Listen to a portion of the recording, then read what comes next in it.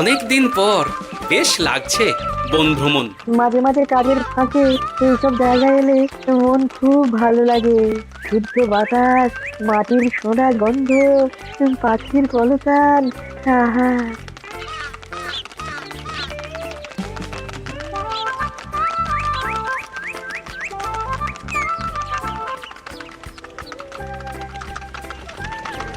মহারাজের রথ থামছে। আমরা এইখানে বসে আজ রাজকার্য পরিচালনা করব। মন্ত্রী, তুমি ঝটপট এখানে বসার বন্দোবস্ত করে দাও। আমি এক্ষুনি ব্যবস্থা করে দিচ্ছি মহারাজ। এখানেই আমাদের বসার জন্য ছাউনি করে দাও। এক্ষুনি করে দিচ্ছি মন্ত্রী মশাই। এরা বসার জায়গাটা করে দিক, ততক্ষণ আমরা একটু হেঁটে আসি।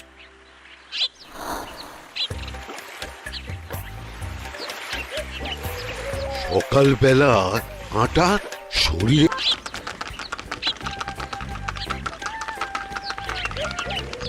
অনেক দিন পর বেশ লাগছে বন ভ্রমণ। মাঝে মাঝে কাজের ফাঁকে এইসব জায়গায় এলে মন খুব ভালো লাগে। শুদ্ধ বাতাস, মাটির সোনা গন্ধ, পাখির কলতান, আহা।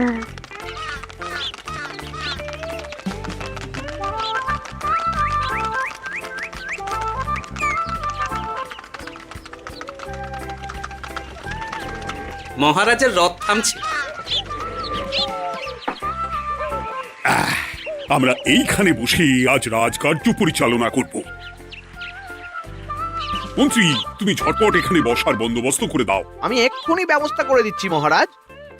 এখানেই আমাদের বসার জন্য ছাউনি করে দাও। এক্ষুনি করে দিচ্ছি মন্ত্রী মশাই। এরা বসার জায়গাটা করে দিক, ততক্ষণ আমরা একটু হেঁটে আসি।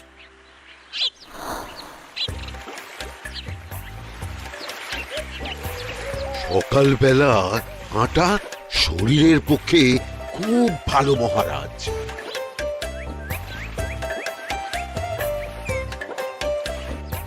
আগেকার দিনে রাজা মহারাজরা এই সব বনে মৃগয়া করতে আসতে। মৃগয়া একদম ভালো নয় মন্ত্রী। তুমি জঙ্গলে আসছো অন্য প্রাণীদের মারতে। কেন মারবে? ওরা তো তোমার কোনো ক্ষতি করেনি। না, তা করেনি, কিন্তু তখন ওটা রাজা মহারাজাদের খেলা ছিল। শুনেছি আপনার প্রপিতামহ খুব ভালো বাঘ শিকার করতেন, অনেক বাঘ মেরেছেন। মন্ত্রী, তুমি একটা কথা হয়তো জানো না। আমার প্রপিতামহ শিকার করতেন, কিন্তু কোনো স্বাভাবিক জানোয়ারকে নয়, যে বাঘ মানুষ খেকো হয়ে প্রজাদের ক্ষতি করত। আমার প্রপিতামহ সেই সমস্ত বাঘদেরই মারতেন। এছাড়া উনি বন্য প্রাণী সংরক্ষণ করতে বড়ই ভালোবাসতেন।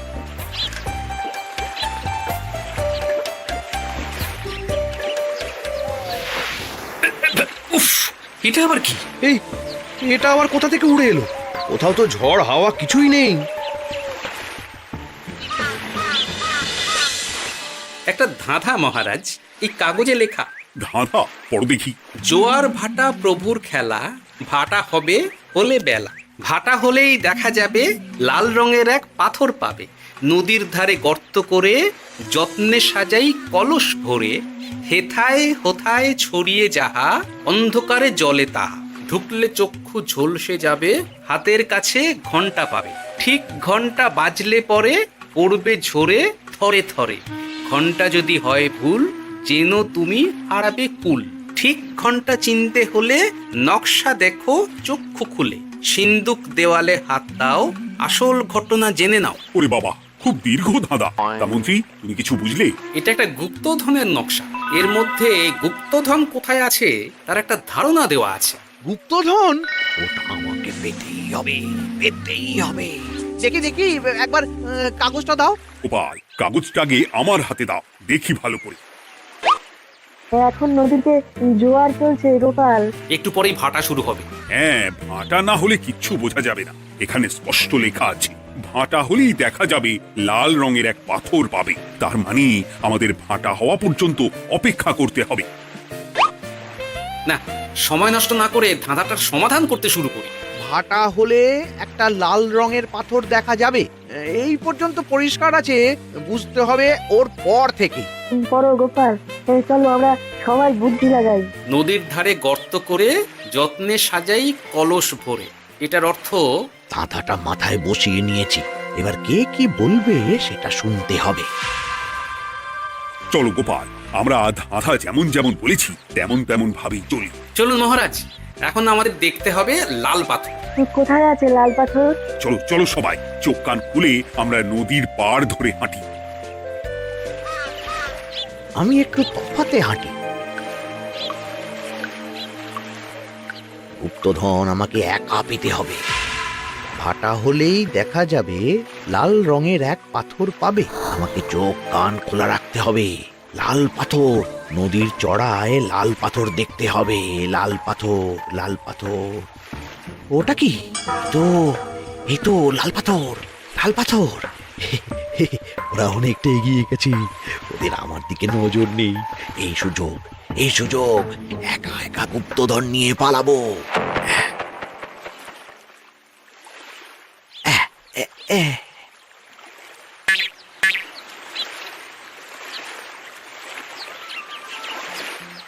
কি গো, আমরা তো হেঁটেই চলেছি, লাল পাথর তো কই দেখতে পাচ্ছি না।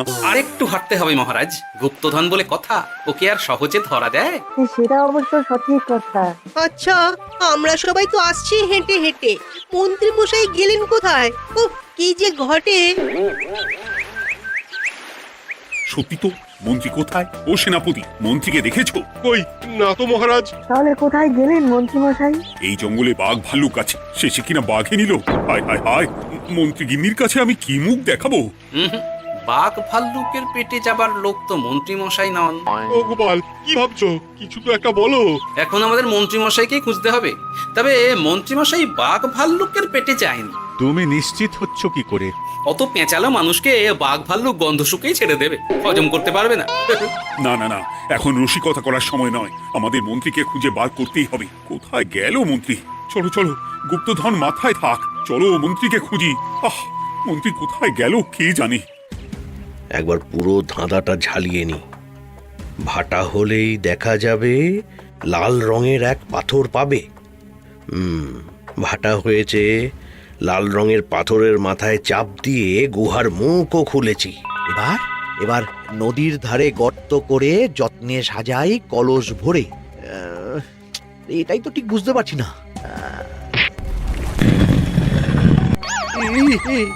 এই রে, এবার কি হবে? হ্যাঁ মহারাজ, কোথাও একটা আওয়াজ হলো। এই, আওয়াজটা কোন দিক থেকে হলো? চলুন সামনে এগিয়ে যাই। আমার মনে হয় আওয়াজটা সামনের দিক থেকে এলো। আমারও তাই মনে হলো। তবে কি মন্ত্রী মশাই লাল পাথরের হদিশ পেয়ে গেছেন? আমাদের চোখে পড়লো না, অথচ মন্ত্রী মশাইয়ের চোখে পড়ে গেল। আসলে আমরা কথা বলতে বলতে গেছি, তাই নজরে পড়েনি। মন্ত্রী মশাই একা একা আমাদের পেছন পেছন আসছিলেন। উনি ইচ্ছে করেই আমাদের পেছনে পেছনে আসছিলেন। নিজে একা গুপ্তধন নিয়ে যেতে চেয়েছিলেন, এখন কোথায় আছেন কে জানে।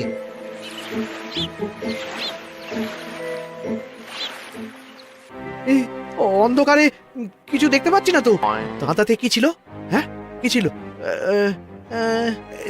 হেথায় হোথায় ছড়িয়ে যাহা, অন্ধকারে জলে তাহা, ঢুকলে চক্ষু ঝলসে যাবে, হাতের কাছে ঘন্টা পাবে।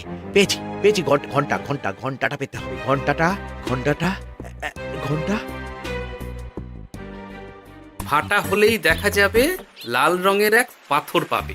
নদীর ধারে গর্ত করে যত্নে সাজাই কলস ভরে, হেথায় হোথায় ছড়িয়ে যাহা, অন্ধকারে জলে তাহা, ঢুকলে চক্ষু ঝলসে যাবে, হাতের কাছে ঘন্টা পাবে।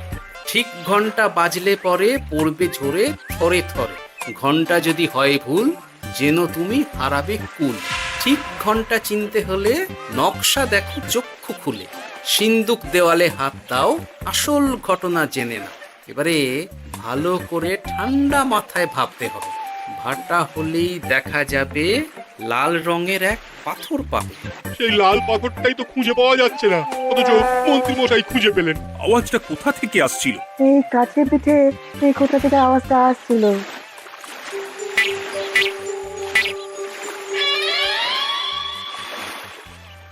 এই তো, এটাই মনে হয় সেই লাল পাথর। একটু নাড়িয়ে চাড়িয়ে দেখি তো কিছু হয় কিনা।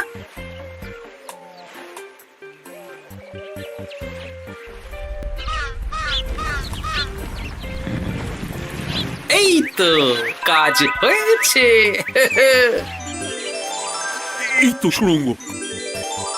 আপনারা নিচে নামুন, আপনারা কি দেখছেন সেটা বলবেন মহারাজ। সবাই যদি নেমে যাই, যদি কোনো কারণে সুড়ঙ্গের মুখ বন্ধ হয়ে যায়, তাহলে আর আমরা বাইরে বেরোতে পারবো না মহারাজ। গোপাল ঠিকই বলেছে, আমরা দুজন বাইরে থাকি। মহারাজ, আর একটা কথা, কোনো ঘন্টায় হাত দেবেন না, মনে আছে তো? ঘন্টা যদি হয় ভুল, যেন তুমি হারাবে কুল। ওরে বাবা, এই বয়সে আর কুল হারাতে চাই না। ঠিক আছে, তোমার কথাই অক্ষরে অক্ষরে পালন করব। দেখি এই সুরঙ্গে মন্ত্রী মশাইকে দেখতে পাই কিনা। চলুন মহারাজ, সুরঙ্গে নামি। সবাই সাবধানে নামো।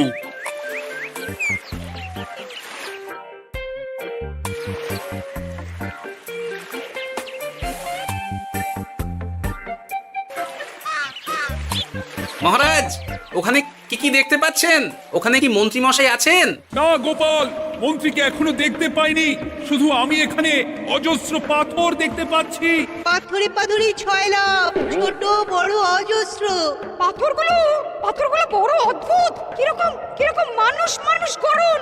লম্বা বেঁটে হরেক রকম। মানুষ মানুষ গরম, সেটা কি রকম? আর কিছু? কোনো কলসি কি দেখতে পাচ্ছেন? কলসি তো দেখতে পাচ্ছি না। মহারাজ, কলসি থাকতেই হবে, কারণ ধাঁধায় লেখা আছে নদীর ধারে যত্ন করে যত্নে সাজাই কলস ভরে। গর্তটা আসলে হলো সুড়ঙ্গ, কিন্তু কলস। মহারাজ, মহারাজ, এইদিকে এইদিকে একটা কলসের মতো কি যেন আছে। এইদিকে আসুন, এদিকে এদিকে। হ্যাঁ গোপাল, দেখতে পেয়েছি। এবার আমি যেরকম যেরকম বলবো সেই রকম সেরকমই করবেন। আমি বিজ্ঞানীকে নদী থেকে জল তুলে পাঠিয়ে দিচ্ছি। পাত্র কোথায় পাবে? আমাদের জল খাবার যে পাত্র আছে সেটা আনতে লোক পাঠাচ্ছি। ঠিক আছে। শুধু একটা কথা বলছি, আপনারা কেউই সুড়ঙ্গের ভেতরে কোনো কিছুতে হাত দেবেন না। কেন গোপাল? সব পরে বলবো, এখন আমি যা বলছি সেটা শুধু মনে রাখুন। সুড়ঙ্গের ভেতরে কিছুতে হাত দেবেন না। ঠিক আছে। প্রহরী, তুমি যাও, যেখানে আমাদের বসবার আয়োজন করা হয়েছে সেখানে গিয়ে একটা জলের পাত্র নিয়ে নদী থেকে জল ভরে নিয়ে এসো। গোপাল, মন্ত্রী মশাই কোথায় গায়েব হয়ে গেলেন? কোথাও গায়েব হয়ে যাননি বিজ্ঞানী, কোথাও গায়েব হয়ে যাননি উনি। উনি ওই সুড়ঙ্গের ভেতরেই আছেন। কিন্তু কেউ তো ওনাকে দেখতে পাননি। সম্ভবত পাথর হয়ে আছে। এখন কিভাবে পাথর হয়েছেন সেটা তো আমি বলতে পারবো না। সবটাই স্বপ্নের মতো লাগছে। ঠিক যেন স্বপ্নের মতো লাগছে। এই জীবনে সুরঙ্গ দর্শন হয়ে গেল। আমাদের পাতাল প্রবেশ। পাতালে আসিয়া আমি মনে মনে বলি, গুপ্তধন নিয়ে আমরা যেন সৎ পথে চলি। তোমার এখনো কাব্য আসছে সভাকবি? আসছে মানে কাব্যের সাথে আছে রোমাঞ্চ, করছে গা শীত, হচ্ছি আমি অধীর। মহারাজ, জল দিয়ে বিজ্ঞানীকে পাঠাচ্ছি। কি করতে হবে বিজ্ঞানীকে সব বলে দিয়েছি। তুমি ভেতরে আসবে না? আসবো ঠিক সময়ে। এখন আমি যেমন যেমন বলবো আপনি ঠিক তেমন তেমন করবেন। ঠিক আছে। বিজ্ঞানী, যেমন যেমন বললাম ঠিক তেমন তেমন ভাবে কলসিকে জল দিয়ে পরিষ্কার করবে। মনে রেখো, ধারায় আছে কলসি সাজাই যতন কর। তুমি একটা কথা মনে রেখো বিজ্ঞানী, কোথাও হাত দিও না কিন্তু। ঠিক আছে গোপাল, তোমার উপস্থিত বুদ্ধির তুলনা নেই। আমি যাচ্ছি গোপাল। সাবধানে সাবধানে। মহারাজ, বিজ্ঞানী যাচ্ছে। সাবধানে নামো, সাবধানে। মহারাজ, এই কলসিটা কোথায়? ওই তো, একটু সাবধানে যাও। বিজ্ঞানী, কলসির দেখা পেয়েছো? পেয়েছি পেয়েছি পেয়েছি। এবারে কলসিটাকে ভালো করে জল দিয়ে ধুয়ে দাও। কলসির আলোয় সুড়ঙ্গ আলোকিত গোপাল। এরপর কি? ভালো করে দেখুন মহারাজ, কোথাও ঘন্টা দেখতে পাচ্ছেন কিনা। ঘন্টা? একটা তো নয়, সার সার ঘন্টা, অনেকগুলো ঘন্টা। সাবধান, ঘন্টায় হাত দেবেন না, শুধু দেখুন।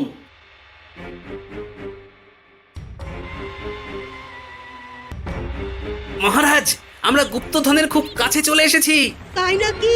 কি মজা কি মজা, এবার খাবো ক্ষীরের গজা।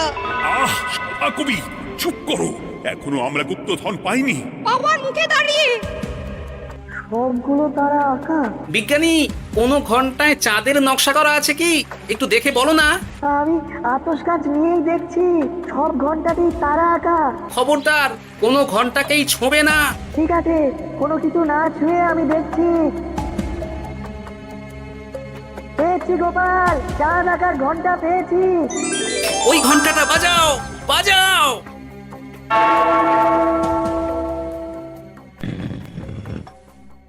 গুপ্তধন পেয়েছেন মহারাজ? বাঁচাও বাঁচাও বাঁচাও বাঁচান মহারাজ, বাঁচান বিজ্ঞানী মন্ত্রীর গলা পাচ্ছ না? মহারাজ, আমি পাথর হয়ে আছি, আমাকে মানুষ করুন মহারাজ।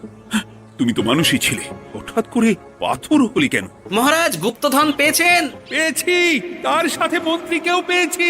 মন্ত্রী এইখানে কোথাও পাথর হয়ে দাঁড়িয়ে আছে। দাঁড়ান মহারাজ, এবার আসছি।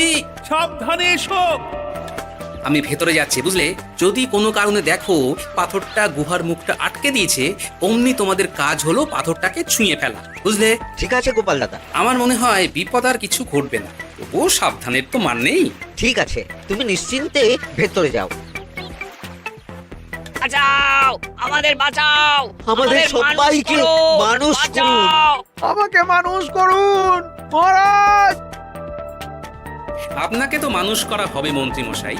আগে বলুন, আপনি পাথর হলেন কি করে? ও, মনে পড়েছে ধাঁধার শেষ লাইন, সিন্দুক দেওয়ালে হাত দাও, আসল খবর জেনে না। সত্যি গোপাল, তুই না থাকলে এই এত কিছু আমাদের সবার কাছে অজানাই থেকে যেত।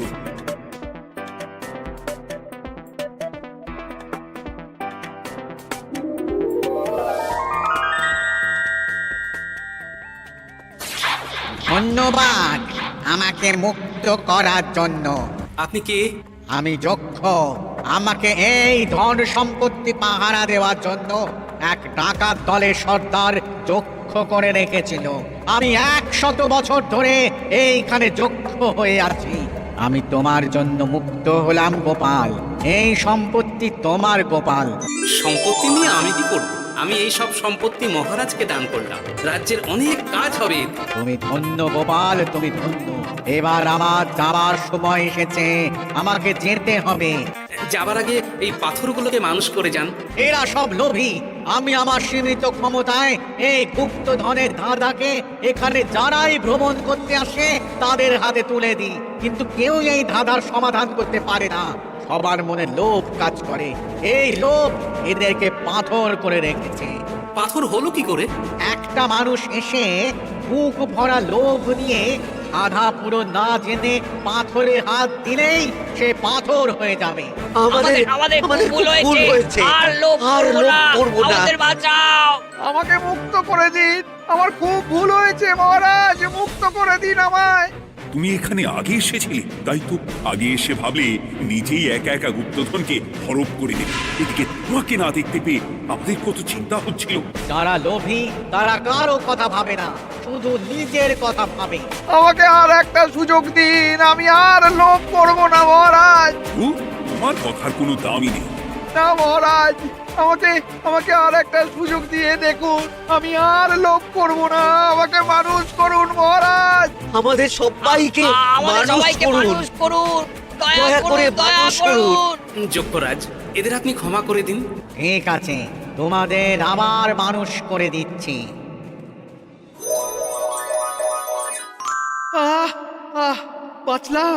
বাঁচলাম। এই রকম বারবার বাঁচা যাবে না, কিন্তু এবার সাপ ব্যাং যাই হবে না কেন ওইভাবেই থাকতে হবে, এই আমি বলে দিলাম। এবার আমার মুক্তি। মুক্তি নেবার আগে আরেকটা প্রশ্ন, যে ডাকাত সর্দার তার সম্পত্তিকে রাখার জন্য আপনাকে যক্ষ বানিয়েছিল, এই সম্পত্তি তো তাদের, আমরা তো নিতে পারি না। লোভ বড় খারাপ গোপাল, অতিরিক্ত লোভ মানুষকে পশু করে দেয়।